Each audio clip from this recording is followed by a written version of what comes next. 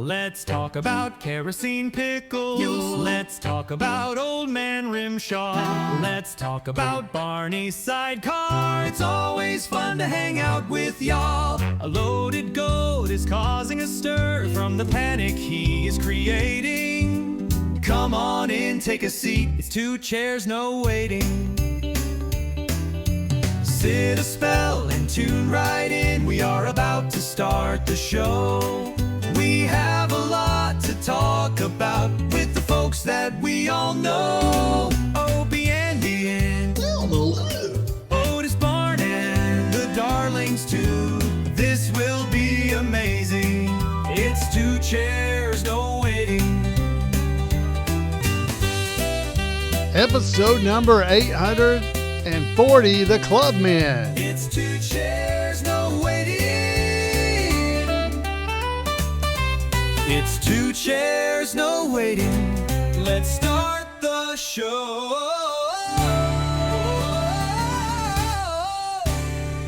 2 chairs, no All right. Hello, everybody. This is Allan, Newsome, your host for 2 Chairs, No Waiting. And I love the theme. I want to thank Russell Hyatt for putting that thing together for me. I love that. It's so fun to hear. So that's a shorter version. I've shortened it down just a little bit for us because it was a little bit longer, and I'm trying to make it not quite so long to start the show off, but I really enjoy it. Anyway, tonight we're going to be talking about the Clubmen. I do want to mention that our executive producer of episode number 840, there's 2 of them, is James and Joy Dodson. So thanks to them for supporting the show over on Patreon. I really appreciate them doing that.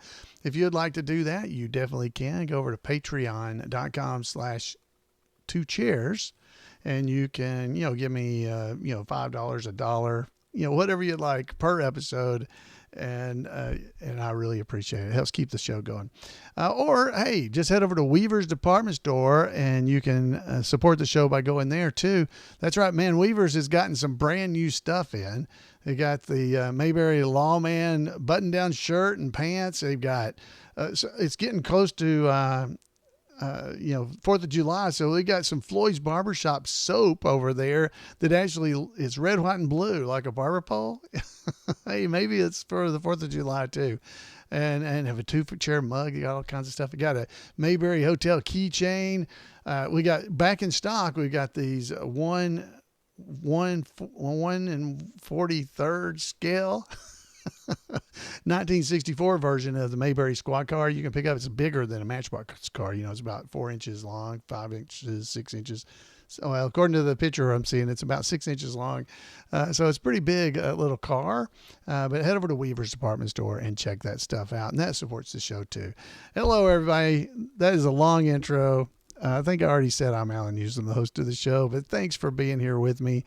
We're going to be talking about the episode, The Clubmen, tonight. But before we even do that, I wanted to mention that last week's episode was, I know it was a long one, but I know people really enjoyed it. I had a lot of people telling me they enjoyed it. It was Keith Thibodeau and Dennis Rush interview. And it was pretty long, about 1 hour and 17 minutes long. But we did get this nice feedback that I would like for you to hear. So let's go ahead and check that out.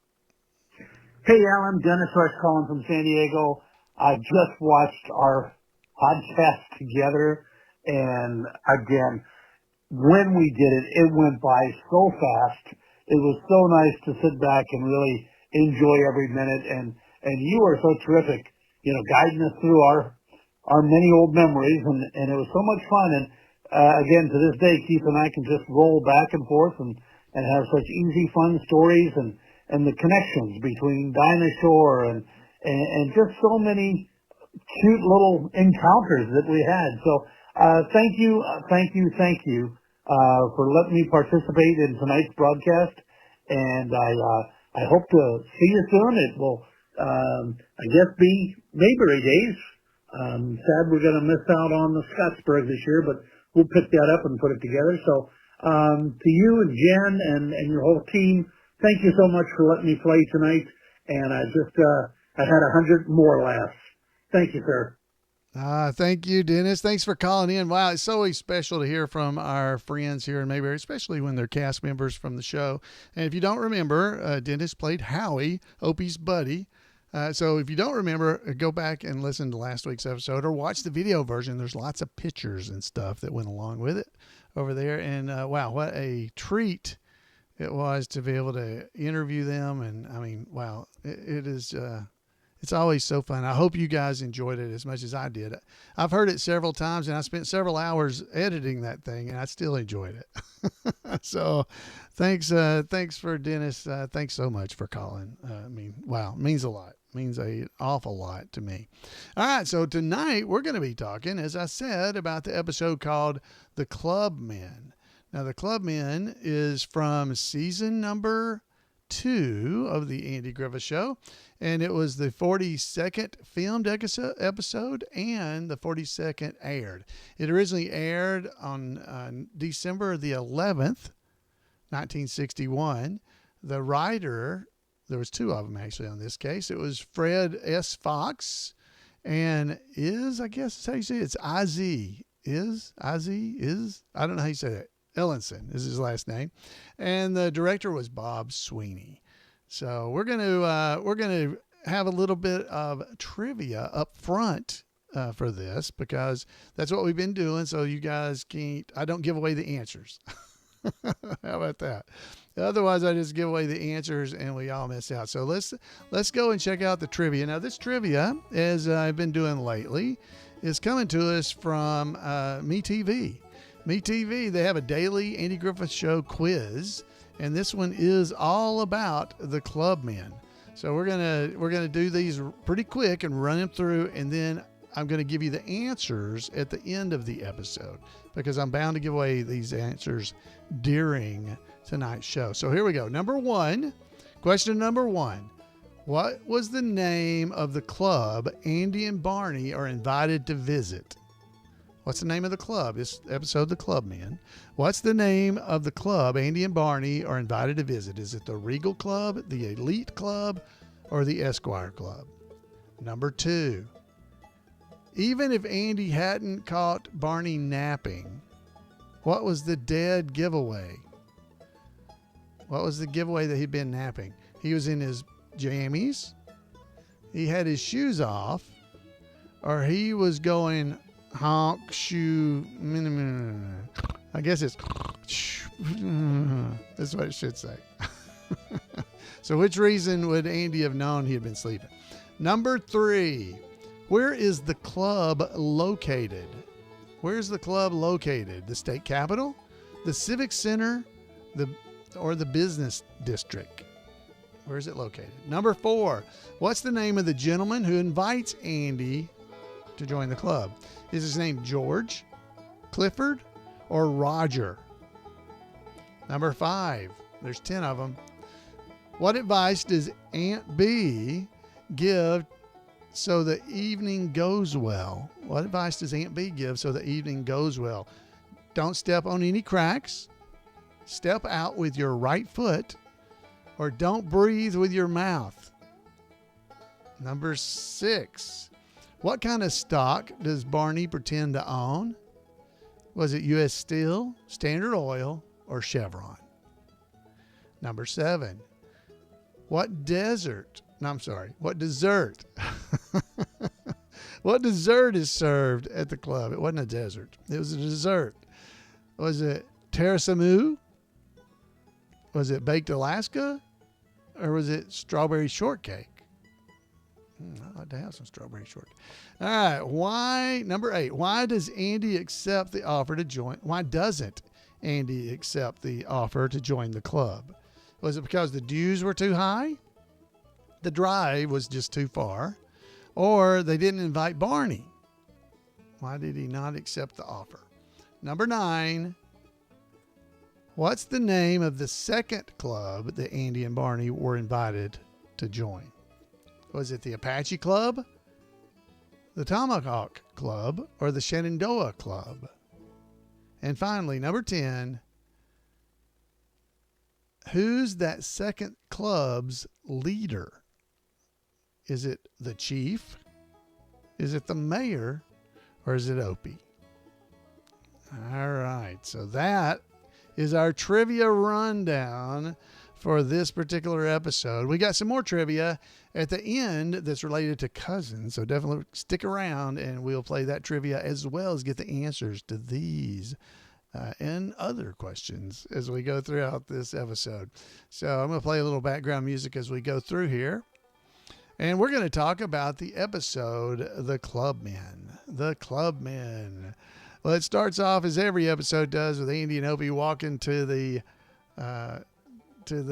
fishing hole. But where it really starts is we see Roger and Andy.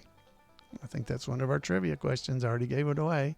Driving up to the courthouse. And they've been out fishing, and Andy's talking to Roger, and Roger says, Andy, there's a club we have. You might enjoy joining up with us. And Andy says, well, I don't know. And he says, well, what about my deputy, Barney Fife? Could I bring him too? And Roger says, sure, bring him. Bring him as well. We'd love to have you up there. And Andy says, well, thank you very much. That sounds great. So Thursday night it is. We'll head up there Thursday night. Andy goes into the courthouse, and as he goes in, he's like, Barney, where are you? And he can't see Barney, but he walks over towards the desk, and he can hear from the back room snoring coming from the back room. And he looks in there, and sure enough, there's Barney laying on the cot, completely asleep.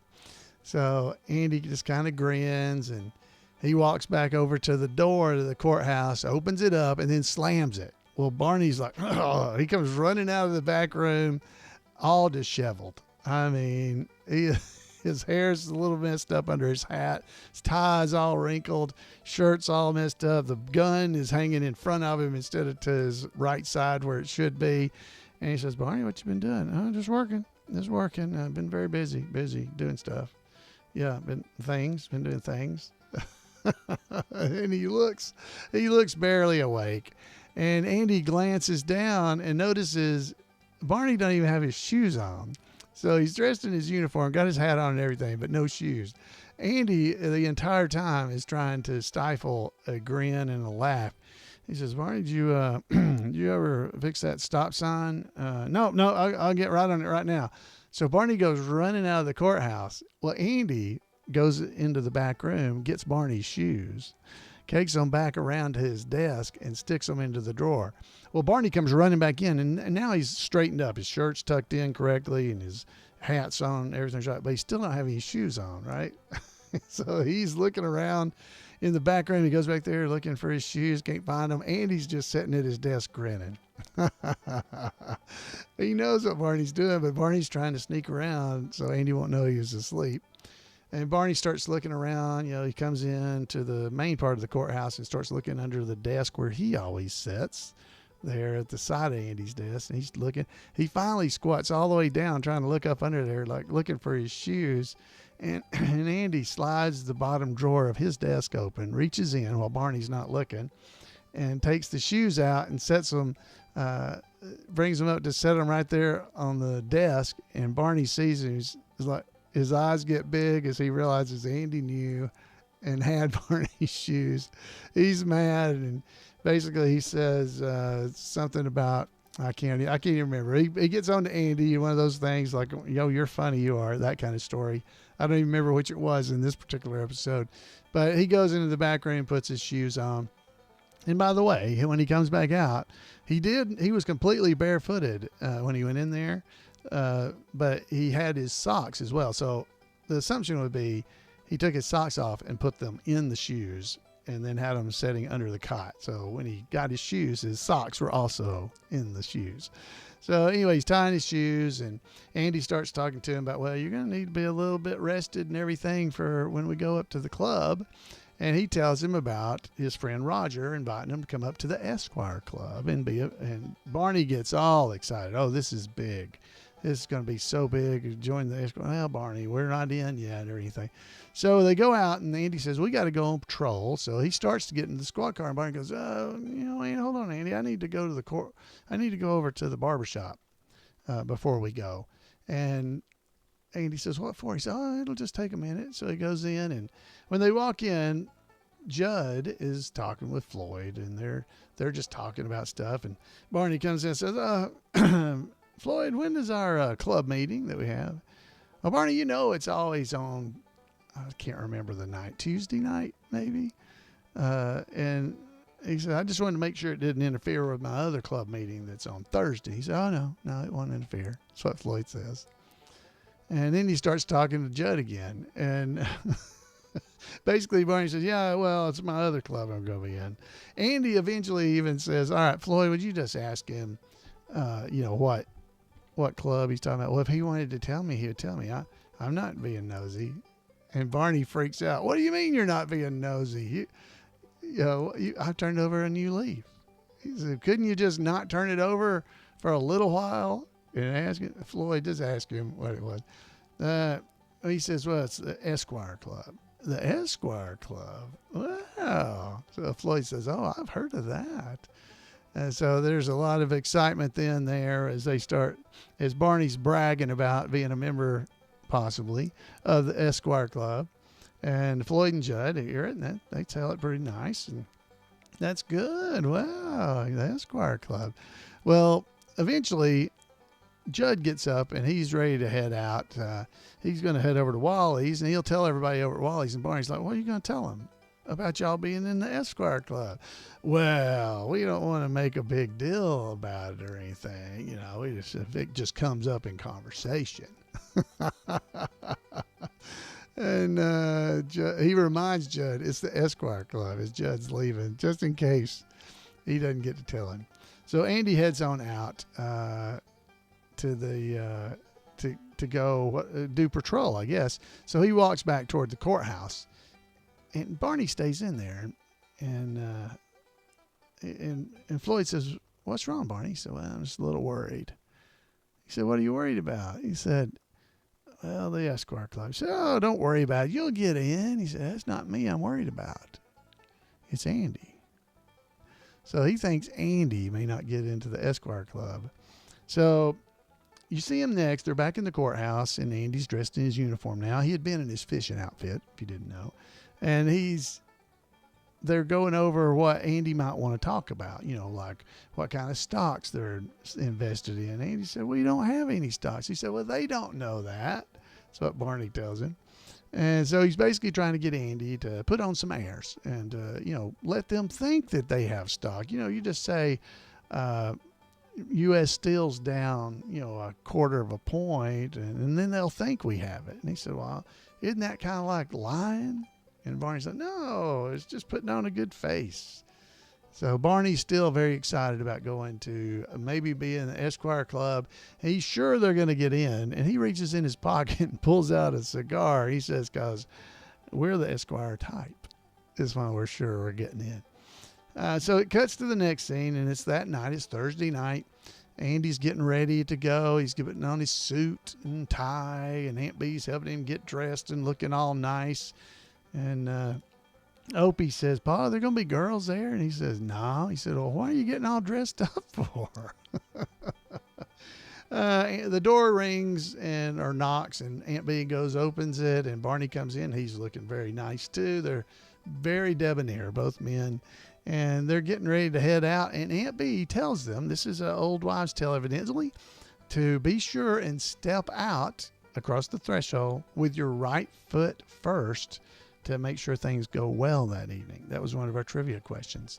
I don't think I had ever really known that superstition, but I'm going to start trying it. So step out with your right foot first, and they do. And they head off to the Esquire Club. When they get there, it's a room full of gentlemen that, they play golf. They obviously, successful business people at this location. Well, Andy and Barney arrive, and Roger goes over to greet them, and he begins to show them around. And he introduces Andy and Barney to some of his friends. And Barney, of course, goes into the thing about U.S. Steel being down, and Amalgamated Motors, or whatever he says, and the men can tell that Barney is putting on airs. He's being a little phony. That's what he's being. And so Andy's being just normal, and Barney comes up with a conversation talking to one of the gentlemen about playing golf. And he says, oh yeah, I play golf. Well, what do you shoot? About 85, 82. And the other one says, I shoot 95. And he goes, well, what are you taking from him for? You need to be taking from him. You could be up near 100. And of course, the men look at each other and go, yeah, I guess. But you see Roger looking at Andy, and Andy just kind of holding a steady smile and not saying much. But the men are recognizing all these things. Well, they had dinner, and now they're having dessert, and they got the baked Alaska. Andy says, I don't think I've ever had this before. He says, oh yeah, Andy, you've had this before. Remember, it's that new dessert ever since they made that a state. Again, Barney saying that. And they're ready to leave, and you can kind of tell the men are questioning, I feel, of course, maybe it's because I already knew what happened in the episode, but of Barney.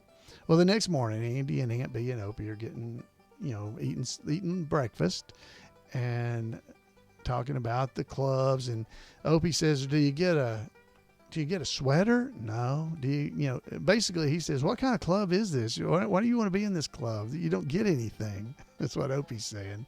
Don't sound like much of a club to me. Barney comes running into the kitchen like the house is on fire. Andy says he's doing a raid. Looks like you're doing a raid. And he's wanting to know if they've already called and told, if they made it or not. Andy says, no, just give it some time, calm down. Well, the phone rings. Barney runs over to the phone. He says, well, I'll wait and let it ring again. I don't want to seem too anxious. And he stands there, and it never rings again. So he picks it up. Sarah, did somebody just call this number? Well, put it through. Put it through. Well, it turns out it's Mrs. Sims wanting to talk to Aunt Bee. So Mrs. Sims and Aunt Bee begin to talk, and Barney's pacing back and forth because he cannot believe they're tying up the phone lines. So he asks Aunt Bee to get off the phone, and she does. She gets off. So and Barney tells Sarah they're waiting on an important phone call, and Andy sends Barney to the crossing for the students, because he has to watch them. So Andy heads on over to the courthouse, and we meet him there when Roger comes in along with one of his friends, and they basically tell Andy, we really enjoyed having you there last night, and we can't wait for you to be a member. And Andy says, well, what about Barney? He says, well, he didn't make it. That's what the man said. Andy says, well, I understand. The guy says, well, a lot of people work for me that aren't a member of my club, and Andy says, well, I understand that, but it's a little bit of a special situation, and Barney and I are not just co-workers, we're friends, and I have no hard feelings. You guys can have whoever you'd like to be in your club. It's not a problem. And that doesn't stop us from being able to go fishing when you're in town. And the gentlemen both thank Andy for understanding and sorry he wouldn't be joining them. And they leave. Well, as they're leaving, Barney is returning from over the school crossing guard situation, drives up in his car in the squad car right behind the car as it leaves, and he comes running into the courthouse. Oh, that was them. What'd they say? Are we in? We're in? And he says, well, and Barney says, well, what's wrong? He said, well, they didn't want one of us. And Barney gets real upset. I can't believe the gall of them. The gall. How could they have done something like that to a nice guy like you? And Andy's like, what? He doesn't say anything, but Barney says, you know what? I'm going to write their resignation. I'm not going to have them either if they don't want you. So the next day, I would assume, is when this is. Andy comes running in the courthouse, and Barney's sitting in the chair there in the courthouse, and he says, Barney, I just saw a fellow on the street. It's another club that wants us to be in it. And Barney says, oh, that's great. I knew once word got out that we weren't in the Esquire Club, others would want us. And he said, which club is it? He says, the Tomahawk Club. He said, a Tomahawk? I don't believe I ever heard that. Well, Opie comes walking in with an Indian headdress on and a tomahawk, and he has headdresses and tomahawks for both Barney and Andy. And Opie says, did you talk to him, Paul? He says, yeah, I did. And he said, you want to join? And Barney says, I'd be honored to be in your club, Opie. So they get their headdresses and their tomahawks. And Opie says, face the rising sun. So there's a little hint for us if you're a trivia person, because they stand looking toward the jail cells from Andy's desk. which means that is toward the east. So if you're ever wondering, that's the direction the cells face west, and looking toward the cells would be toward the east. So there you go, a little trivia for you. And they go through the little process, and that, ladies and gentlemen, is the end of the episode. So I hope you enjoyed that little review. And now we're going to do the odd facts known by few, which is the hard parts, right? So the odd facts known by few, those are the things I think that are the most interesting parts of this entire thing for all of us, because we have to go through and find all these different little bits of knowledge as we go through it. And so here we go. So odd facts known by few. Roger, the guy who plays Roger, Andy's friend Roger, I'm going to pull up a picture for him, of him as I'm talking to you here.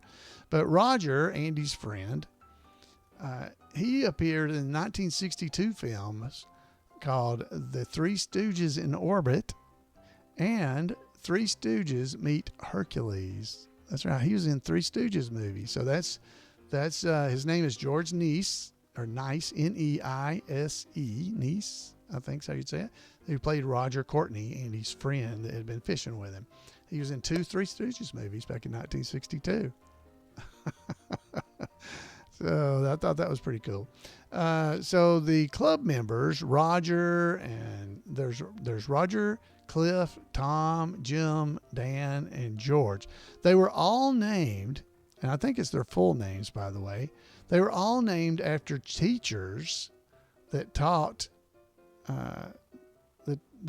taught at the same school Andy Griffith did during his short time teaching school. So there you go. That's a little bit of trivia for you. So let's see. Let me read through their names here. So their names, just for their full names, but these are all people's names who played or who taught school with Andy. So it's Roger Courtney, Cliff Britton, Tom Wilson, Jim Baker, John Darby, and George Bronson. They were all teachers that taught with Andy when he taught at public school as a school teacher. Very, very cool little bit of trivia. So the stop sign that Andy mentions to Barney, while he's trying not to laugh at him because he's barefooted, that whole thing at the beginning of the episode, it's the same one that he talked about from the episode called Barney's Replacement that had not been hung back up yet. He hadn't gotten around to. Same stop sign. Have you got around to hanging that stop sign again? Do you remember that a few episodes back? So when Andy is playing that trick on Barney, where he is, hiding his shoes and everything, when they show the close-up shots of Andy, when he's like opening the drawer and taking his boots off, Andy's shirt sleeves are rolled up. But if you watch other shots, they don't seem to be quite as much rolled up. But in general, I think any of the close-up shots, his sleeves are rolled up. And then if it's a long shot, which I don't know if there are too many long shots. Yeah, they're not rolled up. Other shots. So watch for that as you do it. They're not rolled up, and then they are rolled up. The best time to see it is probably when Barney is tying his shoes. So he goes into the back after he got his shoes, and he's gone, and Andy's talking to him. While Andy's talking to him and while he's in the back room, Andy's sleeves are not rolled up. They're all the way down and buttoned. And then as soon as Barney's back in there tying his actual shoe, his sleeves are rolled up again. So definitely check that out. That's a little bit of trivia I'd never noticed before. So check that out as you go through. The car in the opening scene, when Andy pulls up with Roger, the car that Roger's driving, I guess you'll see it again late in the episode when Roger and his friend are driving away. But that car is the same car. Let's see, I'm trying to make sure I've got that car. Yeah, here we go. That car is a 1961 Ford Thunderbird convertible. Now that's the same car that's driven by Bill Bixby in the episode Bailey's Bad Boy. And it's the same car that Gene Hagen is driving in Andy and the Woman Speeder. The Woman Speeder, that was her car as well. So this car was used at least 3 times on the Andy Griffith Show. There you go. So be watching for that. Just a little bit of odd facts known by a few, ladies and gentlemen. When Roger drops Andy off after they've been fishing in front of the courthouse, they're right in front of the courthouse. When he drops him off, Andy goes into the courthouse to find Barney taking a nap, right? So we went through that whole portion there. And then they came back out to go on patrol, right? So Andy and Barney leave the courthouse and walk outside, and the squad car is sitting where Roger's car was when he dropped Andy off. In other words, how did the squad car get there? Roger pulled right up to the front of the courthouse and dropped Andy off. But just a little bit later, Andy and Barney have been in the courthouse the entire time, right? When they go back out to go on patrol, and Barney says, well, no, let's go over to the barbershop. The squad car is sitting right outside the door of the courthouse. A little bit of trivia, a little bit of odd facts known by few. So check that out. That's pretty cool. In this episode, the door to the shop next door in Floyd's barbershop can be seen.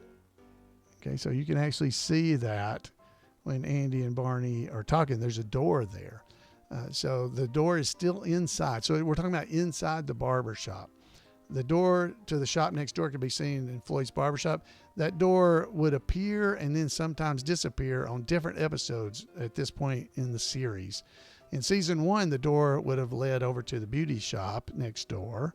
But in season 2, it would now be heading over into Orville's TV repair shop. But that door kind of appears and disappears for some period of time throughout the series. So kind of be watching for that door as you watch episodes. Kind of cool. All right. At the club, Barney mentions, as I said earlier, Barney says there's nothing better than nothing he likes better than hunting and a good game of golf. Outside of some fishing, we never saw Barney do any kind of hunting on the series, other than if you want to count when he captured the wild pheasant that, in the trap. That's the only hunting that he ever did. So he didn't play golf and he didn't hunt either. And we never saw him, but he did fish a little bit. We did see him do that. All right. A couple of more. Although Barney continues making a fool of himself and claiming, that baked Alaska, is the dessert that was named after Alaska when it was made a state. This is a little bit forgivable.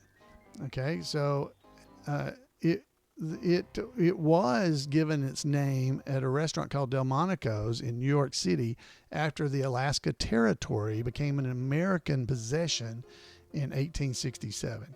So he was not quite as wrong, and maybe not so much that the other club members would have been able to make that fine of distinction to the point of ridiculing him about it being named after it when it became a state. So, it's close. It was when it became an actual possession instead of just a territory is when it was happening. All right. So then, Clubman, the club member that had the golf club in this episode, his name was Tom Wilson. So Tom Wilson, very familiar. If you look at him, his name is not the actor's name, but the character's name is Tom Wilson. The actor's name is actually named Ross Elliott. And he's always going to be remembered. If you remember him from somewhere, it's likely that you remember him from the classic Vegemeta Vitamin, if I ever said that right, episode of I Love Lucy. He was the guy filming the commercial with Lucy and getting her to drink the stuff as she drank it. That's the guy. That's who he is. So if he looks familiar to you, it could be from there. So that was a 1951 episode of Lucy, the Vegemeta Vitamin. I know I'm not saying that right. But that's what it is. You know which one I'm talking about. He also played Sheriff Abbott in a bunch of episodes of the old Western called The Virginian back in 1962. He was in a lot of episodes as that character as well. And the fellow standing beside him, if you're watching the video version, is Bob McQuain is his name. And he's in a lot of episodes of the Andy Griffith Show. When Barney had the lipstick on his face and Andy had, got him to rub it on his face where he is. And he told Barney to go over there and tell him to move his car to move his truck because he parked in front of the fire hydrant. And the guy blew him a kiss. This is the same guy. His name's Jim Baker in this character's name in this episode, but his name is Bob McQuain. Same fella. So if he looks familiar, same thing. So that is the odd facts known by few. So I hope you guys enjoyed those. So now let's head back over to our trivia and see how we can do on our trivia. Okay, so let's go back for the episode trivia and see how many I gave you already. Let's see what we got. So, what is the name of the club Andy and Barney are invited to join? What's the name of it? Well, it's the Esquire Club. And according to MeTV, you and me and 93.54% of players got that answer right. So we got it. Yay. All right. Number 2. Even if Andy hadn't caught Barney napping, what was the dead giveaway? Well, he didn't have any shoes on. Right? So only 89% of people got that one. So, hey, congratulations to you if you got it right. Where's the club located? Well, it's at the state capitol, right? I feel like I'm going to miss one of these for sure. What was the name of the gentleman who invited Andy to join the club? What was his name? Roger. Yeah, Roger got it. All right. What advice did Aunt B give so the evening goes well? I mentioned that directly, so hopefully you remember this one. To step out with your right foot. Step out of the house with your right foot is the right answer. All right. What kind of stock does Barney pretend to own? Was it U.S. Steel, Standard Oil, or Chevron? I'm pretty sure. Oh, I don't know. Was it U.S. Steel? Yes. Only 74.66 got that right. So how did you do on that? All right. What dessert is served at the club? Well, we just went through the whole thing on that. It's Baked Alaska. 88.68% got it right. Why doesn't Andy accept the offer to join the club? Well, it was a pretty far drive, but the answer was they didn't invite Barney. 99% of people got that one right. Great job to all these people. 99%. Awesome. Number 9. What's the name of the second club that Andy and Barney are invited to join? Well, it was the Tomahawk Club. And who was the leader of the Tomahawks? It's Opie. 82% got that one, and 75.8% got the Tomahawk Club. So there you go, guys. There is our trivia. Now, we've got some more trivia for you. So pull out those pencils and pieces of paper because we got what? 5 questions plus a bonus. And they're going to be worth 7 points plus 2 points for the bonus. So you got a 9-point possibility. So, all right, folks in our chat room are going to be playing along. This is Paul Mulik trivia that we're going to be playing, and it is related to cousins. Every answer is related to something about a cousin. Okay, so here we go. Number 1. What female visitor to the Taylor home is referenced or referred to as Andy's cousin, even though she's not actually related? Now, these are a little harder than the ones we had a couple of weeks ago, but it's still related to cousins. What female visitor to the Taylor home is referred to as Andy's cousin, even though they're not actually related? Our chat rooms are popping in with the answer. The answer, well, let me give you a hint if you need a hint. The hint is the episode is Guest in the House, if that helps you. And her name is a color episode, by the way. Her name is Gloria. Cousin Gloria. All right, number 2. Now, this one's worth 2 points. This one is worth 2 points. Who once pretended to be Andy's cousin in an attempt to fool Mrs. Wiley, and what false name did he use? Who once pretended to be Andy's cousin in an attempt to fool Mrs. Wiley, and what false name did he use? Okay. So there's two parts to that question. Can you get them right? All right. So the episode, this is another one. I can't tell you. Because then you'd know what it is. Can't give you a hint on this one. So the answer, one part for 1 point, it was Ernest T. Bass who pretended to be Andy's cousin. And for another point, who did he pretend to be? Oliver Gossage. That's right. 2 points. You get 2 points for that. Okay. So if you got them both, you get 2 points. You get 1 point if you just got one of the other, right? All right. That was from the episode My Affair, Ernest T. Bass, by the way. All right. Number 3. Once when Aunt Bee was out of town for a few days, Andy and Opie totally trashed the house. What cousin had Aunt Bee gone to visit? Oh, that's a hard one. Oh my goodness. I don't think I'd get this one. Okay. I think I'd have missed this one. How you doing on this? All right. Once when Aunt Bee was out of town for a few days, Andy and Opie totally trashed the house. What cousin had Aunt Bee gone to visit and take care of, I believe? Okay. The episode, for a hint, is Andy and Opie, housekeepers. Oh, well, our chat rooms are not popping in on this one real fast. The answer that she went to see is Cousin Edgar. Cousin Edgar. Oh, that was a hard one. I don't think I could have gotten that one. All right. Cousin Edgar. All right. For 2 more points, according to this. 2 more points. I'm not even keeping up. 1, 2, 3, 4, 5, 6. This will be worth 6 points so far.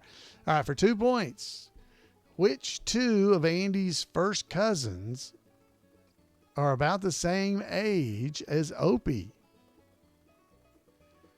Which 2 of Andy's first cousins are about the same age as Opie? I don't know their names. I know who they are, but I don't know their names. So you get 1 point for each name if you know them, the 2 boys. Oh my goodness. Kentucky Mike in our chat room with the win for that answer. And I see Craig got it as well, and South Carolina Cody. All right. Yep. The hint is it's from the episode Family Visit. And I see Jeff over in our YouTube chat room. If you'd like to join in these chat rooms on Monday nights at 8 p.m. Eastern time, you can head over to live.twochairsnowaiting.com and join in. Or you can go to imayberry.com/podcast/live. So if you can't get to twochairsnowaiting.com, you can head over that way and get there as well. So it's imayberry.com/podcast/live. That's the easy way to get there. Or hopefully live.twochairsnowaiting works for you. All right. So the answers for this one are Roger and Bruce. Roger and Bruce. Oh, so Mike says he has coworkers that are named that. So that's how he remembers it. All right. Number, whatever we were on. The last question before the bonus. So this is number 5, I guess. 1, 2, 3, 4, 5. Yes. Which cousin of Floyd's once punched Otis in the nose? Which cousin of Floyd's once punched Otis in the nose? Can't say that. All right.